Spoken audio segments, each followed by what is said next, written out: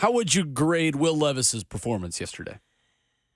Was it his worst in a Titans jersey like he said it was after the game? I thought last week was his worst performance. Right? Me too. And if I'm being honest with you, 16 for 33, 224 on the ground in the tutty. I thought it was a solid performance from Will Levis. Here's a little bit of my pushback to that call when it comes down to Levis being ballsy or not, when it comes down to plays that he's making with his legs and down the field.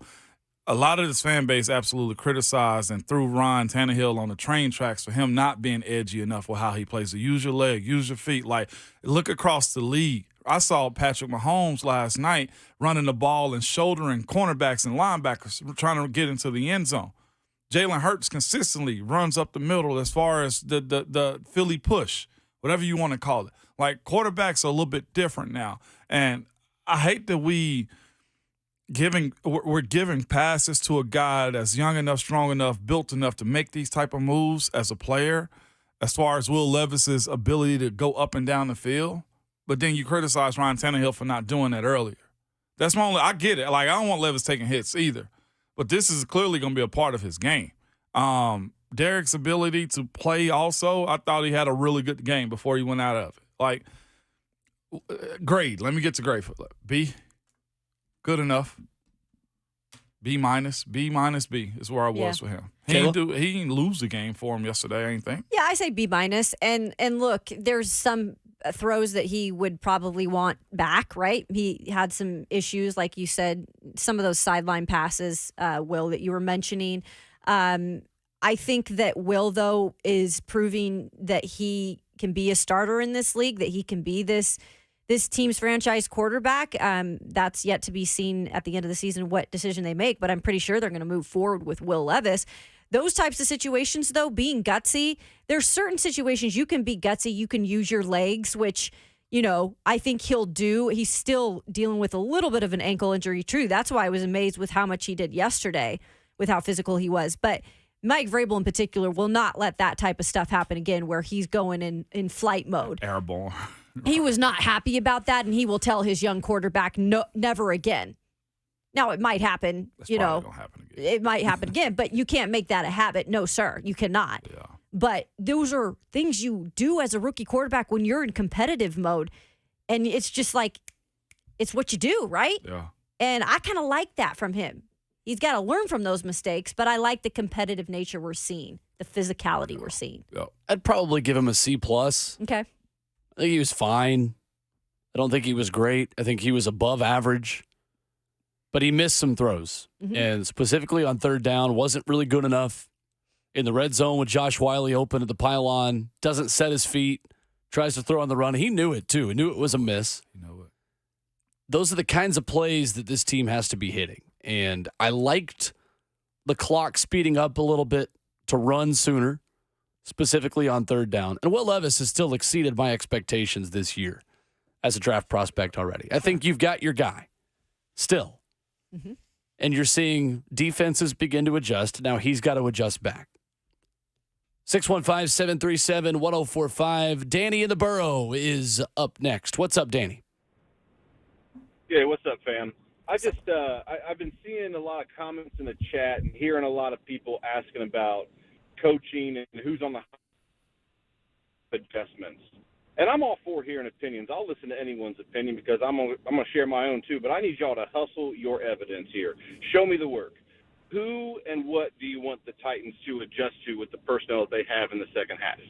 The Titans come into these games with a game plan, and they work that game plan. That's why you see success in the first half.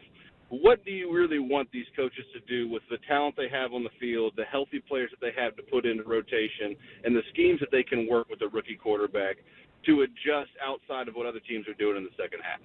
I just need a clear answer on that, because you can say they need to make adjustments all day, but how? And to who? And through what? Show me your work, people. That's all. Yep. Thank you, Danny. Appreciate the call. Mm-hmm. I think it's fair. Yeah, it is. Who else are you going to get, right? Mm-hmm. Who else you going to get? Who's going to coach in those coaches' replacements? Like, that's the biggest issue you're going to have. Drew in Thompson Station up next with us on the phone lines. What's up, Drew? Hey, guys. Thanks for taking the call. I agree entirely. I think Levis is the guy.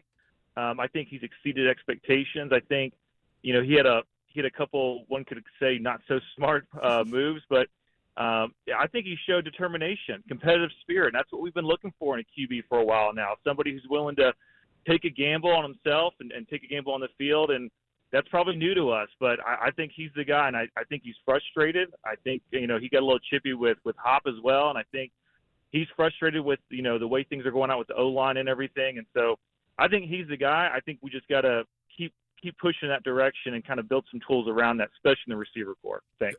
Absolutely. Thank you, Drew. As good as your resources. Yeah, I would agree. Mm-hmm. You are.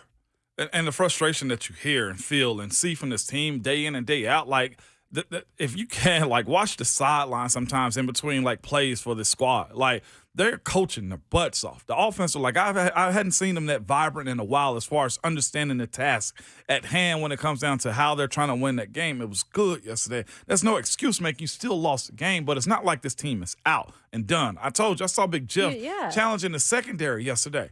Yep. Of course, when Kayvon ended up getting that penalty on the sideline, and then the score happened right after that. He went to the DBs in frustration with his helmet on, hands out, talk to them. Sean Murphy-Bunting come down to the D tackles maybe to give some explanation of what happened also. But the idea that they're just allowing this to happen and they want to lose and this squad doesn't want to win is egregious. It's bad conversation. It is. Because it's not that. Is there some sucky things on it? Absolutely. You cannot have 2 block punts. Absolutely not. Is it flagrant on how this roster is constructed? Hell yes, it is. You know what? And I saw somebody in the F&M Bank say this too. And it's so true. This team has gradually been getting to this point for a while. It started in 2020. Whether it's John Robinson getting cocky with, hey, I'll go get an injured guy, I'll go get a young guy, I'll do this, and watch me repeat it. And then in 21, you go get another guy. And then the next year after that, you're asking questions about Traylon. And then this year's new turnover. This happened over time. We just were living on the fumes of 2019 and 20. It's here now. You talked about rebuild so much to start this before the season, and no one wanted to hear it. Nobody wanted to use that R word. Nobody. And guess what? We're in the midst of it right now, and it's sucky. It absolutely is. Every fan base, for the most part, has to go through this at some point, and it is not fun going through it. I'm a soapbox. This is it, though. This is what they're in the middle of. And they could have completely gone, all the way in by trading Derrick Henry, but this is about as close as you're going to get. It is. We talked all offseason about this is a rebuild. And everybody that's probably listened to us said, this ain't a rebuild. We don't rebuild. We're in it. We're contenders. And we pointed out everything about this roster, the quarterback situation with Tannehill, him getting over the hump. Also, you draft Will Levis. That was the first sign of it. Oh, Derek this. And now a bunch of people are telling us, oh, I like the way Tajay runs. You know what it does? It doesn't say you don't like Derek. It doesn't say this team doesn't need Derrick Henry, but I'll tell you this, when it comes down to not having an offensive line that can block for Derrick Henry, you come one-dimensional on how you approach this offense. And everybody wants King this. I'm fine with the King. I absolutely love it. But we dropped that R word, and we called it restructuring. Yeah, we did. Retooling. And we're actually in a friggin' rebuild. And y'all already ready to fire the GM, trade away the head coach, quit on the season, and not act like we didn't see this coming. Let's be real about this. And now I'm telling you that Will Levis is your freaking franchise quarterback. No, he sucks. Does he really, or does he not have the weapons? Ask Tom Brady how many guys he wanted. Patrick Mahomes, did they not try to sign D-Hop? Every good team wants more weapons. Why in the hell did Philly go get AJ? Because they thought they had a guy in the second round picking Jalen Hurts, and he needs more weapons. Yesterday, Nick Westbrook-Akine led wide receivers in snaps. That's not good.